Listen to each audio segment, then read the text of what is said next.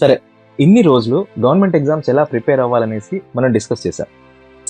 Life after cracking government exams ఎలా ఉంటుందనేసి నేను ఆలోచిస్తూ ఉంటే నాకు ఒక 3 పాయింట్స్ తట్టాయి. అండ్ ఆ 3 పాయింట్స్ మీతో షేర్ చేసుకుందాం అనిపించింది. And first point is this: మీరు బ్యాంకింగ్ వర్సెస్ ఎస్ఎస్సి అనేది చూసినప్పుడు, ఫస్ట్ బ్యాంకింగ్ జాబ్ అనేది క్రాక్ చేయడం ఈజీ, కానీ పని చేయడమే టఫ్. ఇది మీ అందరికీ తెలుసు. But average SSC exams are many people don't know, crack చేయడం అనేది ఎంత ఈజీయో పని చేయడం అంతకంటే easy. Coming to the work, banking exam clear చేశారు, జాయిన్ అయ్యారు. జాయిన్ అయిన ఫస్ట్ హాఫ్ అన్ అవరే మీరు వాళ్ళకి అతిథి, రైట్?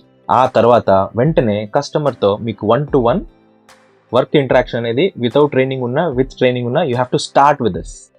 అండ్ బ్యాంకింగ్లో పని మొదలెడతారు, పని చేస్తారు, పని చేస్తుంటారు, పని చేస్తూనే ఉంటారు. పొరపాటున మీకు టైం ఏదైనా వచ్చిందనుకోండి, అప్పుడు ఏం చేయాలో తెలియక ఏం చేస్తే బాగుంటుందని ఆలోచిస్తూ ఉంటారు. మీకు అర్థమవుతుందా? అదే ఎస్ఎస్సి సిజిఎల్ కానీ సిహెచ్ఎస్ఎల్ కానీ which ever exam with respect to SSC, పని చేస్తే ఓకే, పని చేయకపోయినా కొద్దిగా తక్కువ చేసినా కూడా కొన్నిసార్లు ఓకే అనిపించేలా ఉంటుంది. బికాస్ కస్టమర్ ఇంటరాక్షన్ అనేది అంత ఎక్కువ ఉండదు when compared with banking. More over, బ్యాంకింగ్లో ప్రమోషన్స్ ఎక్కువ ఉంటాయి. మీరు ప్రమోషన్స్ ఎక్కువ ఉన్నాయంటే మీ వర్క్ ప్రెషర్ కూడా మౌంటప్ అవుతూ ఉంటుంది. వెరాజ్ ఎస్ఎస్సిలో అంత మౌంటప్ అవ్వదు. And over a period of time పరిగెత్తి పాలు తాగే కంటే నిలబడి నీళ్ళు తాగడం మేలు అనిపిస్తుంది. And you'll switch over to the SSC. ఇది నాకంటే ముందే మీకే బాగా తెలుసు. This is all about work pressure. Work pressure బ్యాంకింగ్లో ఎక్కువ ఉంటుంది. ఎందుకు ఉంటుంది? Customer interaction, day to day targets ఉంటాయి. మరి ఇంత పని చేస్తున్నప్పుడు శాలరీ ఎక్కడ ఉంటుంది చెప్పండి? ఆబ్వియస్లీ బ్యాంకింగ్లోనే ఉంటుంది. నౌ బ్యాంకింగ్లో ఎంత ఎక్కువ ఉండొచ్చు సార్ సిజిఎల్తో కంపేర్ చేస్తే అదే ఈక్వల్ పోస్ట్కి అని అంటే మ్యాక్సిమం ఒక 15,000 to 20,000 రూపీస్ ఎక్కువ ఉండొచ్చు. కొన్నిసార్లు సిజిఎల్ కొన్ని పోస్టుల్లో అట్ పార్ విత్ బ్యాంకింగ్ కూడా రావచ్చు, కొన్నిసార్లు ఎక్కువే రావచ్చు ఎంఈఏలో. సో ఫైనల్గా మీకు చెప్పేది ఏంటి అని అంటే ఒక 15,000 to 20,000 బ్యాంకింగ్లో ఎక్కువ రావచ్చు, but they take your time. అదే మీరు సిజిఎల్ ఆర్ ఎస్ఎస్సి సిహెచ్ఎస్ఎల్ ఏదన్నా కానీ ఈక్వలెంట్ పోస్ట్ ఎస్ఎస్సిలో కూర్చున్నారనుకోండి, మీకు టైం దొరుకుతుంది. And now days investment options ఎన్ని పెరిగిపోయాయంటే, though you are not in to banking, మీ యొక్క వైజ్ చాయిసెస్ అండ్ ఇన్వెస్ట్మెంట్ పోర్ట్ఫోలియోస్ని పెంచుకుంటే you can get at par with the banking salaries too. So this is it. Again మీకు ఏం చూస్ చేయాలి, మీకు ఏది కావాలి అనేసి అది బ్యాంకింగ్ మీద డిపెండ్ అవుతుందా ఎస్ఎస్సి మీద డిపెండ్ అవుతుంది అంటే మీ మీద డిపెండ్ అవుతుంది, అండ్ మీ మైండ్ సెట్ మీద డిపెండ్ అవుతుంది. వర్క్ కల్చర్ చూసాం, శాలరీ చూసాం, మెయిన్ ఇంపార్టెంట్ ఏం తెలిసిన లొకేషన్.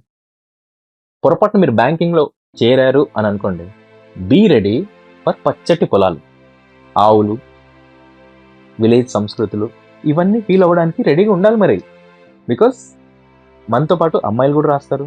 అండ్ వాళ్ళు సెలెక్ట్ అయిన తర్వాత వాళ్ళ కన్వీనియన్స్ కోసం we have to give the priority to them, so that వాళ్ళకి నియర్ బై పోస్టింగ్స్ వస్తాయి to the metros and good towns. మిగిలింది మనమే ఇంకా. సో పల్లె వాతావరణాన్ని రెడీగా ఆస్వాదించడానికి మీరు రెడీగా ఉండాలి మరి. డోంట్ వరీ, అప్నా టైం ఆయేగా. అండ్ మనకంటూ కొన్ని రోజులు వస్తాయి, అప్పుడు మీకు కూడా టౌన్ పోస్టింగ్ వస్తుంది. తగ్గేదే ఉండదు అసలు. మీకు అర్థమవుతుందా? So this is it. బ్యాంకింగ్లో అయితే ఇట్లా. వేరాజ్ ఎస్ఎస్సికి సంబంధించి మినిమం యావరేజ్ టౌన్స్లో వస్తాయి, అన్ని ఫెసిలిటీస్తో ఉండేవే ఉంటాయి. దగ్గరలో కూడా మీరు దాని అడ్వాన్స్ ఫెసిలిటీస్ కావాలన్నా రీచబుల్లోనే ఉంటాయి. ఇది మినిమం ఉంటుంది. సో నో, అండ్ క్వార్టర్స్ కూడా మీకు సెంట్రల్ గవర్నమెంట్ క్వార్టర్స్ ఉంటాయి. You need not to worry much of the things when compared with బ్యాంకింగ్లో. But yes, exposure, global exposure అనేది బ్యాంకింగ్లో ఎక్కువ ఉంటుంది when compared with SSC jobs. Some of the SSC jobs are also very good. ఫైనల్గా 3 ముచ్చట్లు అయిపోయాయి. ఒకటి work, రెండోది శాలరీ, మూడోది లొకేషన్.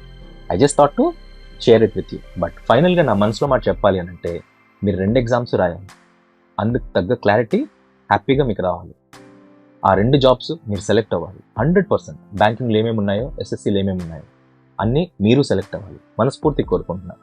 సెలెక్ట్ అయిపోయిన తర్వాత మనం ఇట్లా 1-to-1 కూర్చొని మీకు ఆ టైంకి ఏ జాబ్ కరెక్ట్గా ఉంటుంది అనేసి డిస్కస్ చేసి ఒక విజిలెంట్ అండ్ కాన్షియస్ డెసిషన్ తీసుకొని దాని ద్వారా మీ లైఫ్ మూవ్ అయితే అంతకంటే హ్యాపీనెస్ నాకు ఏముండదు, మీకు ఏముండదు.